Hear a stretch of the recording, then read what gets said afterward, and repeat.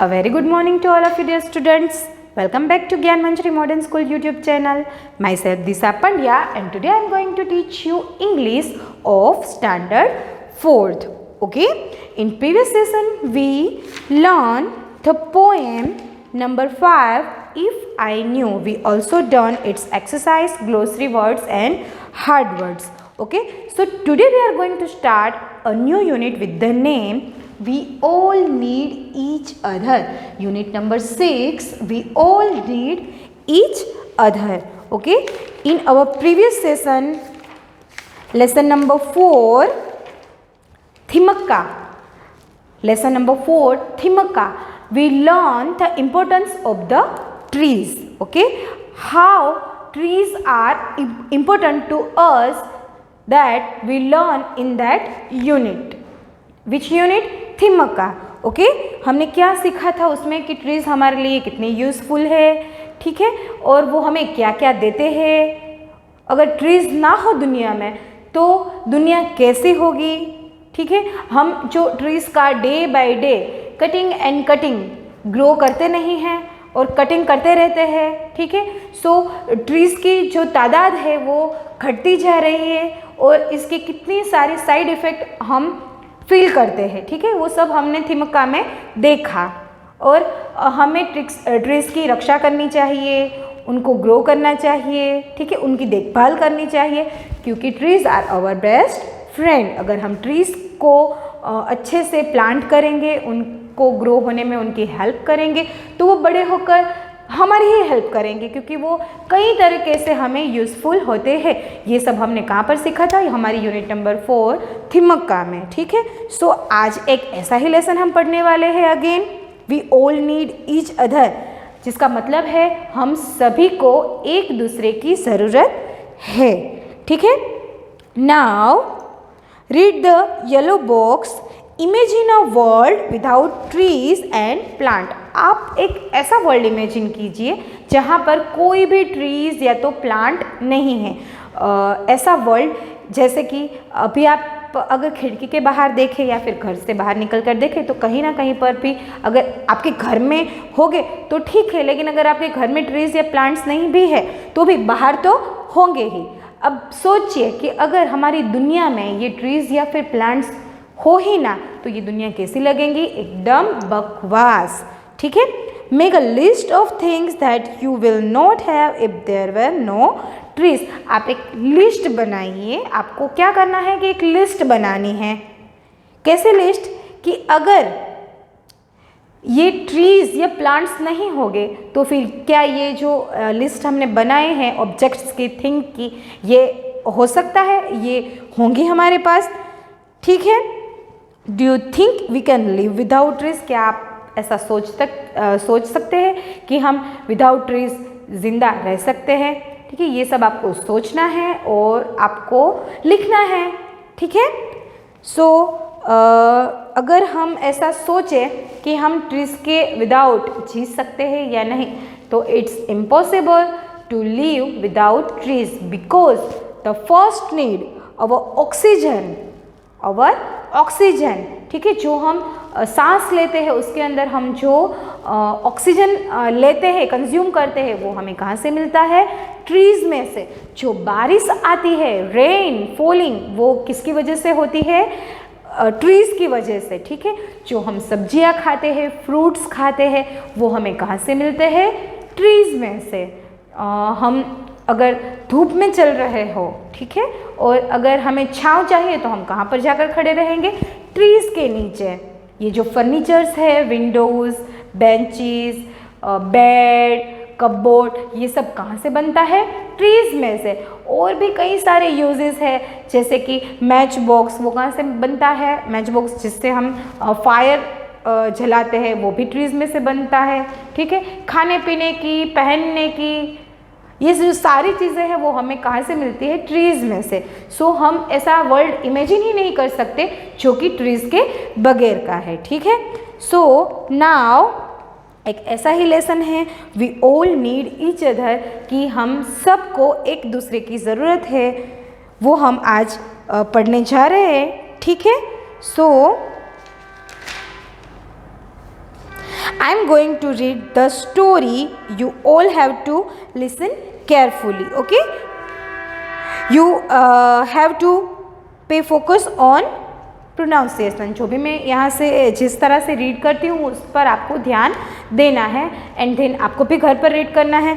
So first of all I am going to read the lesson and then I will explain it one by one line. Okay, so please pay attention to the page number 42.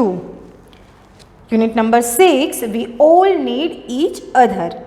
One hot day, a tired shepherd boy sat down under a banyan tree to rest. As the wind blew softly, he began to feel sleepy. He settled down for a nap.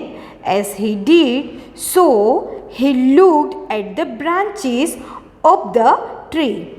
He noticed how small the fruits of the banyan tree were and began to laugh. Such tiny blossoms and puny fruits on such a great strong tree. The banyan tree heard the shepherd boy laughing at it, but kept quiet. The boy soon fell asleep and began to snore. Plonk! A small fruit fell right in the center of his forehead. He woke up with a start. Suddenly he heard a chuckle. Did it hurt? The tree asked. No, but you woke me up, the boy replied. Let it be a lesson for you. You laugh because I bear small fruits. Yes, I did. How can people call you wise? Waking up people from their nap. The tree laughed again. Well, my friend, the tree said, don't be rude. My leaves give you shade, and my fruits are small because nature made them so. Just think, if my fruits were as big as coconut, what would have happened to your forehead? The shepherd boy became silent. He had not thought about that. The banyan tree continued. We all need each other. Look at the bees. They help my flowers grow into fruits. And what about the birds? Their nests are here among my leaves. They work hard all day searching for caterpillars to feed their babies. Do you know how they help me? No, how? Asked the shepherd boy. Caterpillars eat my leaves, so the birds are my friends. They help you too. Your sheep have enough grass and leaves to eat because the birds control the pests that would otherwise destroy them. And that is not all. Please tell me the rest, Mr. Banyan. Look around your feet. Those are dead leaves. Earthworms dig their way out of the soil to feed on them. They bore holes with the help of which air gets into the soil. That helps my root to grow strong. With strong roots, I became stronger too. Now, do you see? Yes, I see. I am sorry. I laughed at you, Mr. Banyan. That's all right. Off you go now and take your sheep home. The shepherd boy went home with his sheep. He wanted to tell everyone what he had learned, that we cannot live without each other. Okay, now I am going to explain this unit. One hot day, a tired shepherd boy sat down under a banyan tree to rest. एक दिन, एक गर्म दिन यानी कि गर्मी के दिन होंगे, क्या हुआ कि एक शेफर्ड बॉय यानी कि चरवाहा जो भेड़ बकरियां चराने का काम करते हैं, ठीक है, वो एक बनियन ट्री के नीचे सेट डाउन यानी कि रुका, बैठा, फॉर द रेस्ट, आराम करने के लिए। As the wind blew softly, wind blew softly यानी कि धीरे धीरे चलती हवा। वहाँ पर क्या हो रहा था कि वो बनियन ट्री के नीचे बैठा और धीमे धीमे मंद मंद हवा चल रही थी। He began to feel sleepy, और इससे क्या हुआ, वो थक गया था, सो उसको नींद आनी शुरू हो गई। Then he settle down for a nap, फिर उसने क्या सोचा, ठीक है मैं यहीं पर सेटल हो जाता हूँ। एक नैप यानी कि झपकी, नींद, छोटी सी नींद लेने के लिए यहाँ पर रुक जाता हूँ। एज ही डिड सो, ऐसा उसने किया। So he looked at the branches of the tree, फिर वो ऐसे ही रुका वहाँ पर और फिर आधा लेट गया। फिर क्या हुआ कि वो जो बनियन ट्री है जिसके नीचे वो बैठा था, उसकी ब्रांचेस यानी कि उसकी टहनियाँ, डालियाँ देखने लगा। He noticed how small the fruits of banyan tree were and began to laugh. फिर उसने देखा कि देखो कितना बड़ा बनियन ट्री है, ब्रांचेस भी बड़ी बड़ी है, पत्तियाँ भी ढेर सारी है, लेकिन इसके फ्रूट कितने छोटे छोटे हैं, और वो हंसने लगा। Such tiny blossoms and puny fruits on such a great strong tree. Tiny यानी कि छोटा, blossoms यानी कि खिलना, और प्यूनी यानी कि बहुत छोटा और दुर्बल। और वो क्या हंसने लगा कि कितना बड़ा स्ट्रॉन्ग जायंट ट्री है, और इसके फल तो देखो इतने छोटे छोटे, प्यूनी, टाइनी, दुर्बल एकदम से। इतना बड़ा ट्री है तो कम से कम इसके फल तो बड़े होने चाहिए।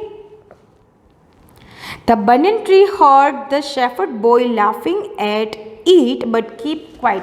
ये जो बनियन ट्री है वो सुन रहा था कि ये शेफर्ड बॉय यानी कि चरवाहा उसके ऊपर हंस रहा है, फिर भी वो चुप रहा। The boy soon fell asleep and began to snore. फिर क्या हुआ, वो हंसकर उसको नींद आने लगी और फिर वो सो गया। स्नोर यानी कि सोते हुए चुपना, और फिर वो सो गया। प्लॉन्क यानी कि उसके ऊपर कुछ गिरा, कुछ गिरने की आवाज़, प्लॉन्क।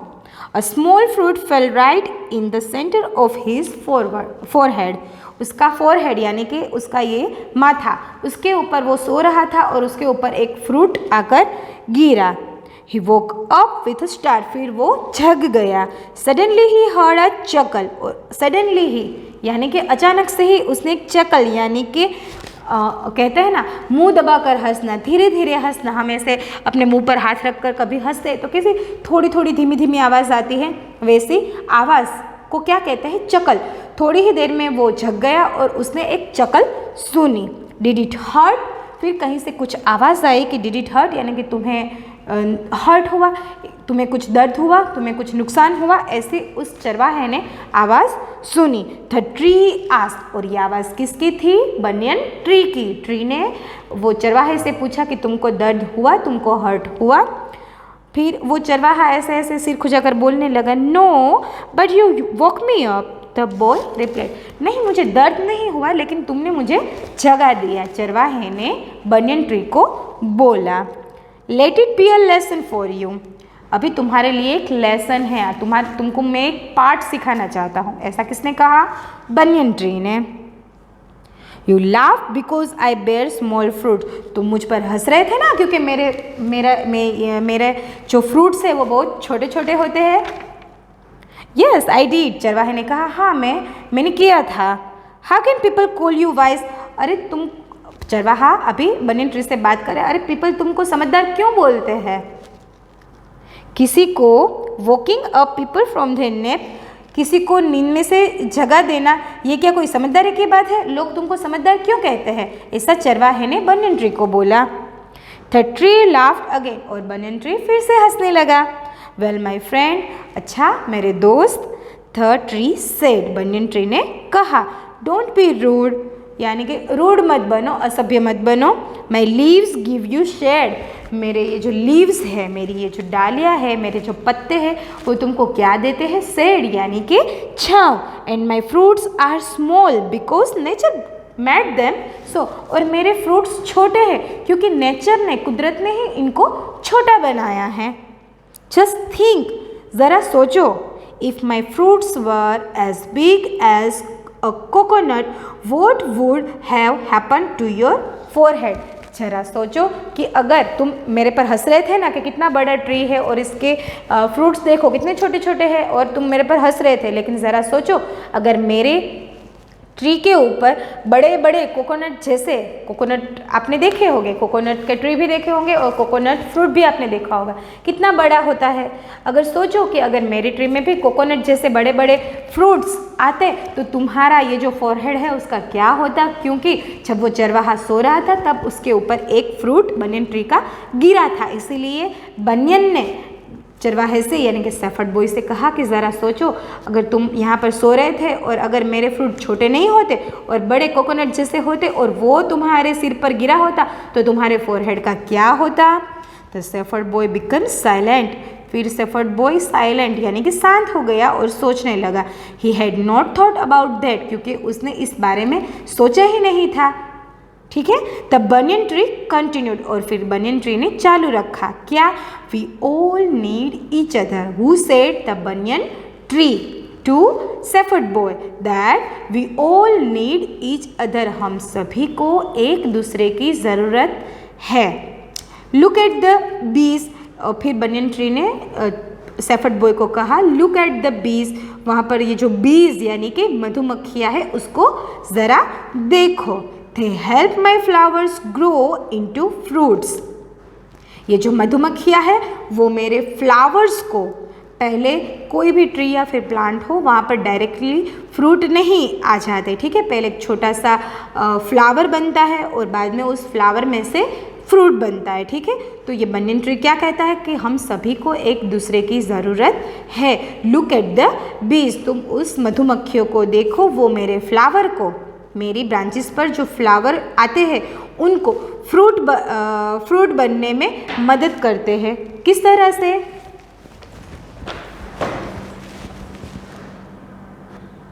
फ्रूट बनने में मदद करती है, किस तरह से, जो उसके फ्लावर्स होते हैं उस पर जाकर वो मधुमक्खियाँ बैठती है, उसका जो रस होता है उसको वो निचोड़ती है, फिर दूसरी डाली पर जाकर बैठती है, वहाँ पर उसके पैरों में या फिर उसकी टंग में जो फ्रूट का जो रस होता है, ठीक है, वो उसको इधर उधर फैलाती रहते हैं जिससे कि नए फ्रूट्स और नए फ्लावर्स बनते रहते हैं। ठीक है, इस तरह से मधुमक्खियाँ है ये मुझे फ्रूट्स को ग्रो करने में हेल्प करती है।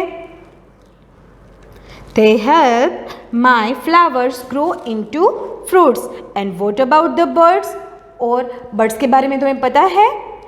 Their nests are here among my leaves.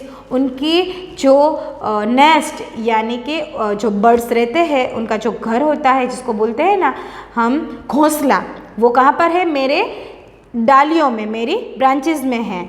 ठीक है, they work hard all day searching for caterpillars. Caterpillars means एक कीड़ा, एक ट्रीज़ के अंदर, प्लांट के अंदर पाया जाने वाला एक कीड़ा जो ट्रीज़ और प्लांट्स की पत्तियों को खाता रहता है। ठीक है, वो पूरा दिन ऐसे कीड़ों को ढूंढते रहते हैं। कौन, बर्ड्स कैटरपिलर्स को ढूंढते रहते हैं। टू फीड देयर बेबीज, यानी कि बर्ड्स के बेबीज को फीड करने के लिए, उनको खिलाने के लिए वो कैटरपिलर्स को ढूंढते रहते हैं। Do you know how they help me, क्या तुमको पता है वो मेरी हेल्प कैसे करते हैं? नो, हाउ, फिर शेफर्ड बॉय ने कहा नहीं मुझे नहीं पता है, कैसे? Asked the shepherd boy. Caterpillars eat my leaves, जो कैटरपिलर्स होते हैं वो मेरे पत्तियाँ खा जाते हैं। So the birds are my friends, देखिए कैटरपिलर्स पेड़ की पत्तियाँ खा जाते हैं और बर्ड्स है वो कैटरपिलर्स को खा जाता है जिससे कि पेड़ की पत्तियाँ सेफ रहती है। सो बर्ड्स आर माई फ्रेंड्स, इसीलिए जो बर्ड्स होते हैं वो पेड़ के फ्रेंड्स होते हैं। दे हेल्प यू टू, वो तुमको भी हेल्प करते हैं। कैसे? Your sheep have enough grass and leaves to eat because the birds control the pests that would otherwise destroy them, and that is not all. देखिए यहाँ पर क्या कहा बनियन ट्री ने शेफर्ड बॉय से कि ये जो बर्ड्स है वो सिर्फ मेरे फ्रेंड नहीं है, वो सिर्फ मुझे ही हेल्प नहीं करते, वो तुमको भी हेल्प करते हैं। बॉय ने कहा हाउ, कैसे? तो उसने कैसे एक्सप्लेन किया कि ये जो बर्ड्स है ये कैटरपिलर्स को खा जाता है जिससे कि ये जो पत्तियां है वो सही सलामत रहती है और ग्रो करती रहती है, जो कि तुम्हारी ये जो सीप है यानी कि तुम्हारे ये जो भेड़ बकरियां है वो क्या खाती है, यही तो खाती है, राइट। तो अगर कैटरपिलर्स को नहीं खाएंगे बर्ड्स, ठीक है, तो ये पत्तियाँ डिस्ट्रॉय हो जाएंगी यानी कि उसका नाश हो जाएंगे। और पेस्ट यानी कि कीड़े जो कि पौधों को और ट्रीज को, प्लांट को हानि पहुंचाते रहते हैं, उनका सफाया करते हैं कौन, बर्ड्स, जिसकी वजह से तुम्हारी भेड़ बकरियों को खाने के लिए, फीड करने के लिए सफिशिएंट इनफ ग्रास या तो फिर लीव्स मिल जाते हैं। सो हुए ना तुम्हारे भी फ्रेंड। और सिर्फ इतना ही नहीं, ऐसा किसने कहा, बनियन ट्री ने। Then please tell me the rest mister banyan, please मुझे और बताइए मिस्टर बनियन, ऐसा किसने कहा, शेफर्ड बॉय ने। लुक अराउंड योर फीट, देखो, फिर बनियन ट्री ने कहा तुम्हारे पैरों की ओर देखो।